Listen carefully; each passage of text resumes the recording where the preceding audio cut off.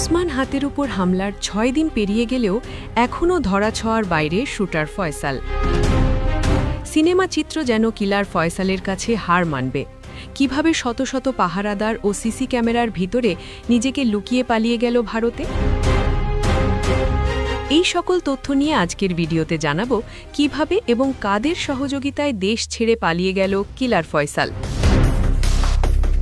কিলার ফয়সালের পেছনে কাদের কাদের হাত রয়েছে?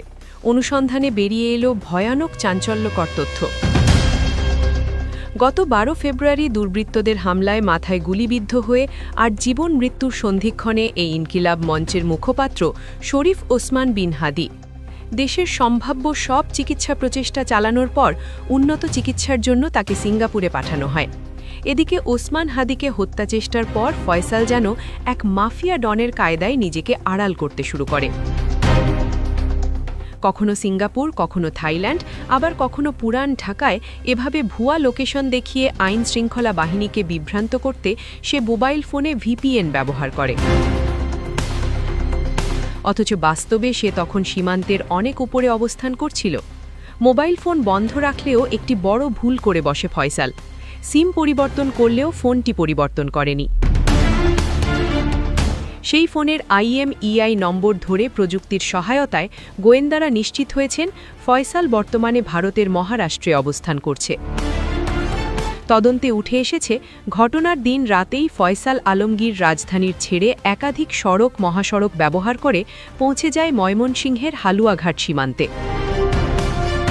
স্থানীয় মানব পাচারকারী ও ক্লাব ফিলিপসের সহায়তায় ভুইয়াপাড়া সীমান্তে কাঁটাতারের পাশে থাকা দুটি কালভার্টের সুড়ঙ্গ দিয়েই তারা ভারতে পালিয়ে যায়। হত্যাচেষ্টায় ব্যবহৃত অস্ত্র গায়েব করতেও কম নাটক হয়নি। গুলির পর ফয়সাল আগারগাঁওয়ে তার বোনের বাসায় একটি কালো ব্যাগে অস্ত্র লুকিয়ে রাখে। পরে বাবা হুমায়ুন কবিরকে ফোন করে সেই ব্যাগ শৈলকহিল আহমেদ শিপুর মাধ্যমে নরসিংদীতে পাঠানো হয়। সেখানে স্থানীয় এক যুবকের হাতে যাওয়ার পর আলামত গায়েব করতে একটি লেকে ফেলে দেওয়া হয়।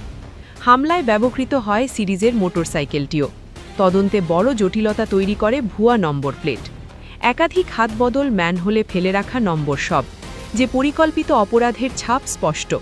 BRT এর তথ্য বিশ্লেষণে দেখা যায় নম্বরের শেষ অঙ্কে সামান্য পরিবর্তন করেই বিভ্রান্তির সৃষ্টি করা হয়েছিল। এদিকে হত্যাচেষ্টার পেছনে কারা অর্থ জুগিয়েছে এখন সেটাই তদন্তের বড় প্রশ্ন। ইনকিলাব মঞ্চের মুখপাত্র যোদ্ধা শরীফ ওসমান হাদিকে হত্যার পরিকল্পনা করা হয়েছিল একটি রিসর্টে। সাভারের ওই রিসর্টে বসে শুক্রবার